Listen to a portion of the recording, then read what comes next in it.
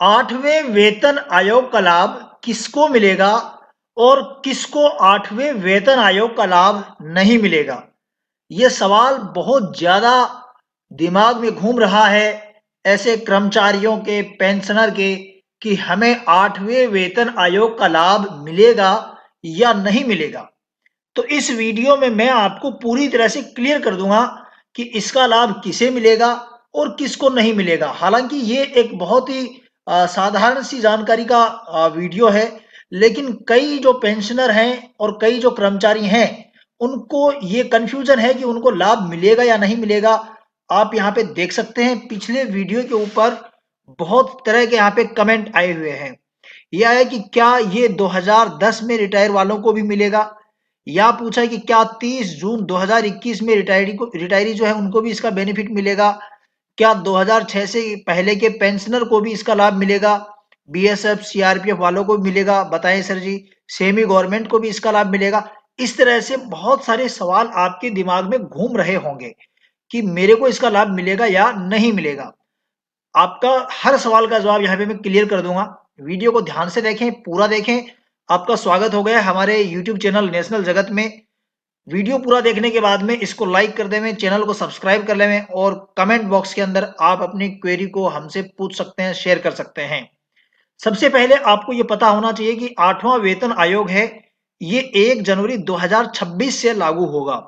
यानी जब भी ये, हालांकि इसको हो सकता है कि देरी हो जाए लागू होने में, जनवरी के लास्ट में लागू हो जाए, लेकिन इसका जो लाभ जो है ये 1 जनवरी 2026 से देय होगा। अब ये 1 जनवरी 2026 से देय होगा तो इसका लाभ किसको मिलेगा, सबसे पहले ये जानने का प्रयास करते हैं। तो आपको बताना चाहूंगा कि केंद्र सरकार के जितने भी कर्मचारी हैं उन सभी को इसका लाभ यहाँ पर मिलने वाला है, केंद्र सरकार के कर्मचारी।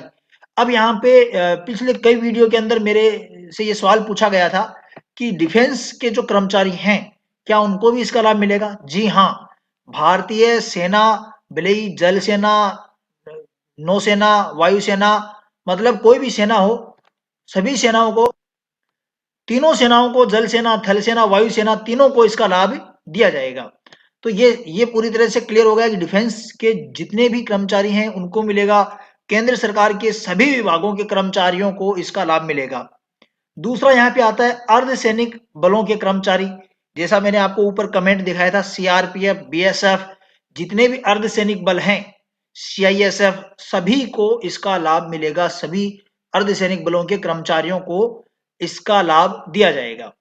अब यहाँ पे पेंशनर जो हैं उनको यहाँ पे बड़ी चिंता सता रही है कि वो जैसे कोई अभी रिटायर हो रहे हैं 2025 में, जो 2025 से पहले रिटायर हो गए, को 2006 से पहले के रिटायरी हैं, उनको ये चिंता सता रही है कि मेरी रिटायरमेंट डेट है ये 2026 से पहले की है, तो क्या मेरे को इसका लाभ मिलेगा या फिर 2026 के बाद वालों को इसका लाभ मिलेगा?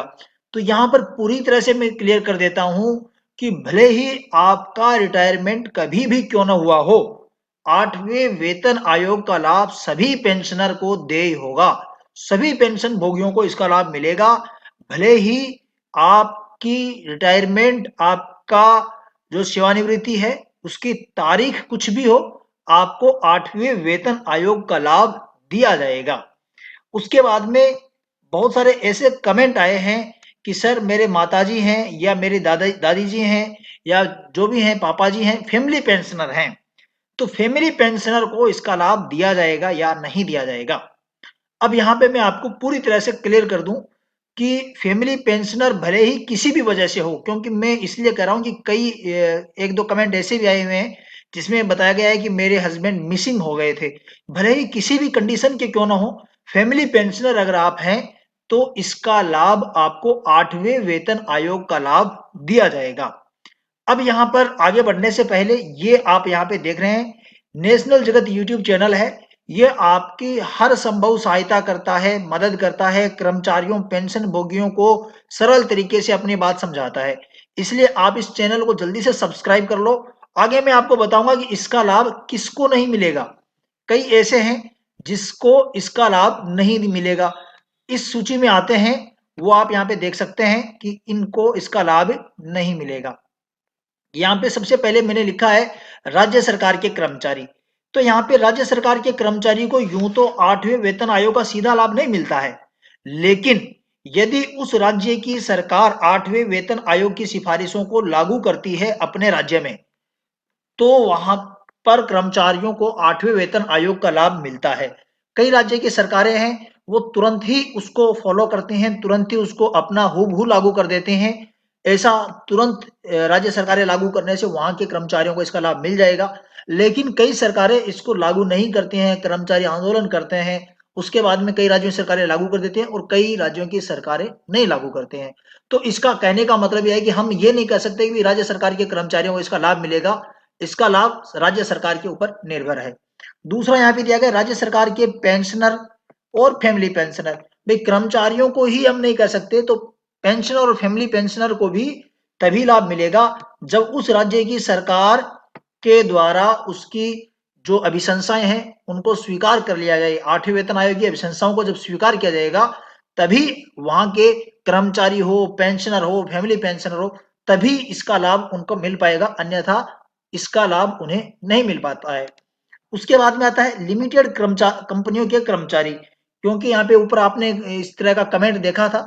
लिमिटेड कंपनी में काम करने वाले जो कर्मचारी हैं, भले ही उनकी पेंशन से उनके ईपीएस जो है, ईपीएफओ के अंदर उनके ईपीएस पेंशन के लिए पैसे कटते होंगे, लेकिन लेकिन ऐसे कर्मचारी जो हैं उनके लिए यहाँ पर 8वें वेतन आयोग का लाभ सीधे तौर पे तो नहीं मिलने वाला है।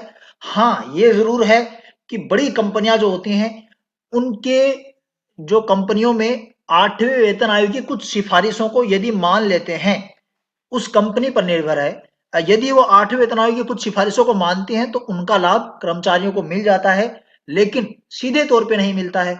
और बाकी अन्य जो भी प्राइवेट कर्मचारी हैं, भले ही वो कोई स्कूल के कर्मचारी हों या कोई संस्थान के कर्मचारी हों, प्राइवेट कर्मचारी यदि कोई भी हैं, उनको इसका सीधे तौर पर लाभ नहीं मिल पाता है। हाँ, ये जरूर है कि जब 8वां वेतन आयोग लागू होगा, तो देश में जो कर्मचारियों की सैलरी है वह बढ़ेगी, और वह बढ़ेगी तो निश्चित तौर पर प्राइवेट कर्मचारी हैं, प्राइवेट सेक्टर जो है उसको भी इसका लाभ होता है। अब यहाँ पे ये सवाल जो आता है, ये जो मैंने यहाँ पे लिखा है इस साइड में ईपीएस वाला, तो यहाँ पर ईपीएस वाले कर्मचारियों की भी कई जो कमेंट आए हुए हैं कि क्या ईपीएस वालों को इसका लाभ मिलेगा, तो क्लियर कर दूं, ईपीएस वालों को इसका लाभ डायरेक्ट रूप से नहीं मिलने वाला है। आपको मेरे हिसाब से कोई भी आपका सवाल जो है वो पूरी तरह से क्लियर हो गया होगा 8वें वेतन आयोग को लेकर। यदि फिर भी कुछ यदि आपके दिमाग में रहता है तो नीचे कमेंट बॉक्स खुला है, आप अपना कमेंट है वो आप कर सकते हैं। अब आपको यहाँ पे 4 काम करने हैं, वो मैं आपको बता दूं। 4 काम आपके लिए जो हैं वो ये हैं कि सबसे पहले इस वीडियो को लाइक कर देवें, दूसरा काम इस चैनल को सब्सक्राइब कर लेवें, तीसरा कुछ पूछना हो तो कमेंट करें, और चौथा इस वीडियो को शेयर करें। अगले वीडियो में आपसे फिर मिलेंगे, तब तक के लिए जय हिंद, जय भारत।